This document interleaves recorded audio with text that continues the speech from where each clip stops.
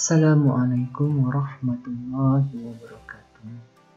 Sahabat, berjumpa kembali kita dalam kesempatan kali ini. Kami mendoakan semoga sahabat dalam lindungan Allah Subhanahu wa taala dan dalam keadaan sehat walafiat. Dalam kesempatan kali ini kita akan berkisah tentang ide cemerlang dari Sultan Muhammad Al-Fatih ketika beliau memindahkan kapal-kapalnya. Bagaimana kisahnya? Mari kita ikuti selengkapnya. Sultan bermaksud memindahkan kapal-kapal dari pangkalan armada Utsmani di Bashkatashi ke Tanduk Emas. Pemindahan itu dilakukan dengan menarik kapal-kapal lewat darat dari satu pelabuhan menuju pelabuhan lain. Kapal-kapal itu harus dijauhkan dari daratan karena khawatir kapal-kapal itu akan mendapat serangan dari arah selatan. Jarak antara dua pelabuhan tersebut sekitar 3 mil. Tanah yang dilewati bukanlah tanah datar, melainkan berupa tanah rendah dan bebukitan yang belum dijamin. Untuk melaksanakan rencana, Sultan Muhammad Al-Fatih segera mengumpulkan komandan-komandan perang dan mengemukakan ide tersebut. Dia mengutarakan secara pasti rencana perang ke depan. Ide itu ternyata mendapat sambutan yang sangat hangat dan penuh semangat. Para komandan yang hadir di tempat tersebut tersenyum kegirangan, menyatakan kekaguman terhadap ide Sultan Muhammad Al-Fatih. Mulailah rencana tersebut dilaksanakan. Sultan Muhammad Al-Fatih melaksanakan rencana itu. Dia memerintahkan agar tanah di antara kedua pelabuhan itu segera didatarkan. Dalam jangka waktu yang tidak lama, tanah itu telah rata. Kemudian didatangkan kayu-kayu yang telah dilapisi minyak dan lemak. Kayu-kayu tersebut disusun di atas tanah yang akan dilalui perahu, sehingga perahu bisa meluncur di atas daratan. Hal yang paling sulit dari proyek spektakuler itu ialah pemindahan perahu-perahu itu dari wilayah perbukitan yang tinggi. Bagaimana caranya? Alhamdulillah, kapal-kapal milik pasukan Utsmani umumnya termasuk berukuran kecil dan ringan, sehingga sangat memungkinkan ditarik untuk melewati bukit-bukit. Maka kapal-kapal itu mulai dikeluarkan dari Selat Bosporus naik ke darat. Di sana ia dinaikkan ke atas kayu-kayu licin. Lalu pasukan Utsmani mulai menarik perahu-perahu itu menuju Teluk Tanduk Emas. Jarak penarikan ini sekitar 3 mil. Hingga akhirnya kapal-kapal tersebut sampai di titik yang aman dan dilabuhkan di Tanduk Emas. Malam itu, tentara Utsmani mampu menarik lebih dari 70 kapal dan dilabuhkan di Tanduk Emas. Hal itu dilakukan di tengah kelengahan musuh dan menggunakan cara yang sangat tidak lazim. Upaya tersebut diawasi Sultan secara langsung dari jarak yang aman dan tidak bisa dijangkau musuh.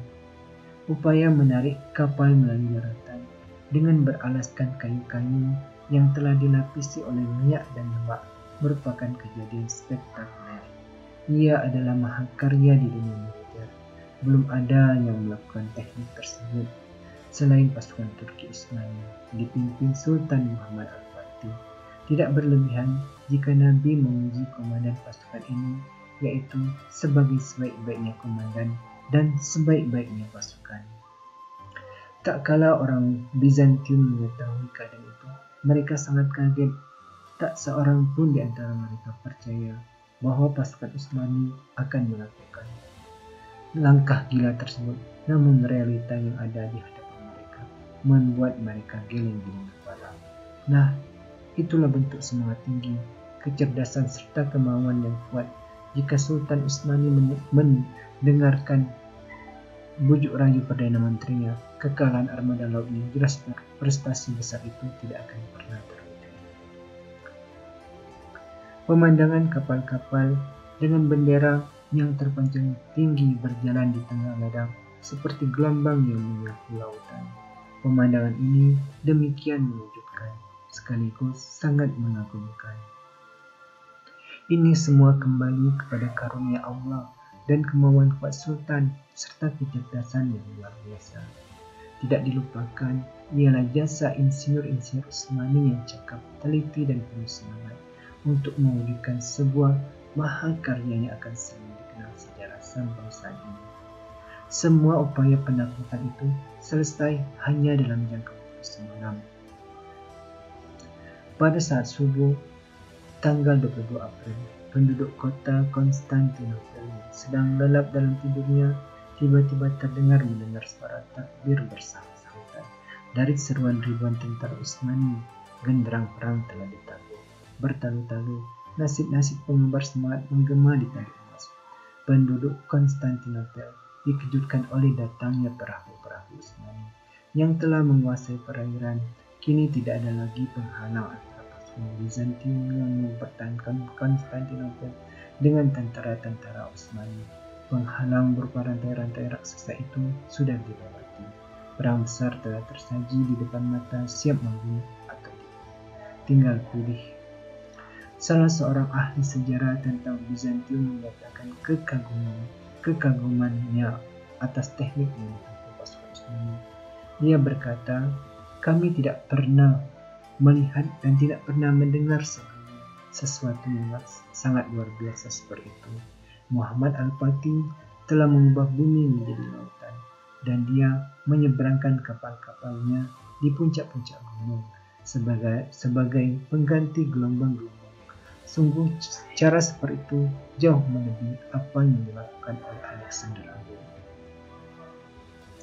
Keputusasaan pun segera melanda penduduk Konstantinopel dan tersebarlah isu dan prediksi macam-macam di tengah mereka. Di antara mereka ada yang mengatakan tampaknya Konstantinopel akan segera jatuh. Tak kala kota ini melihat ada kapal-kapal berlayar di atas daratan yang kering.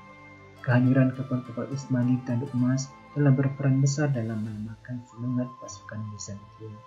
Mereka terpaksa menarik sejumlah besar pasukan dari perbatasan lain untuk mempertahankan pagar pembatas di tanduk emas. Mengingat pagar pembatas itu merupakan wilayah yang paling lemah, yang sebelum dilindungi air sekaligus bisa melindungi pagar pembatas yang lain.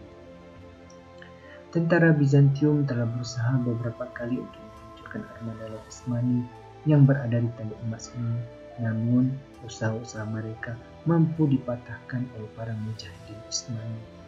Pada saat yang sama, tentara Utsmani di bagian lain terus gencar menyerang titik-titik pertahanan kota dan pagar-pagarnya dengan meriam. Bahkan mereka berusaha memanjat pagar-pagar itu. Tentara Bizantium membutuhkan kerja keras untuk memperbaiki pagar-pagar yang rusak dan menghalangi upaya pemanjatan pagar. Pengepungan itu terus berlangsung.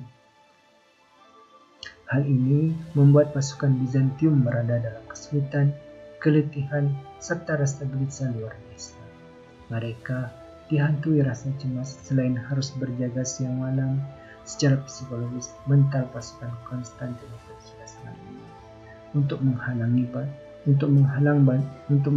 bantuan ke Konstantinopel, pasukan Utsmani telah menempatkan meriam-meriam khusus di dataran tinggi di sekitar Bosphorus dan tanduk emas.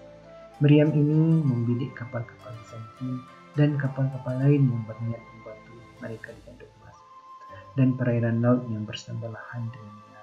Hal itu semakin melumpuhkan gerak kapal-kapal Bizantium dan mengepung mereka dari segala arah. Itulah sekelumit kisah dari ide cemerlang dari seorang Sultan Muhammad Al-Fatih.